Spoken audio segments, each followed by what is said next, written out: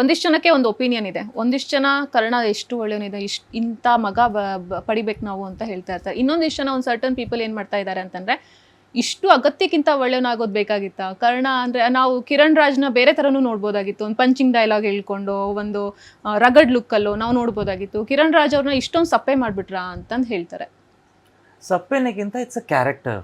And ಒಂದು ಹರ್ಷ ಅನ್ನೋ character ಮಾಡಿದ್ದೀನಿ, ಮತ್ತೆ ಅದನ್ನೇ ನಾನು ಮಾಡಿದ್ರೆ ಏನು ಡಿಫ್ರೆನ್ಸ್ ಇರುತ್ತೆ? So as an actor I need to experiment new characters.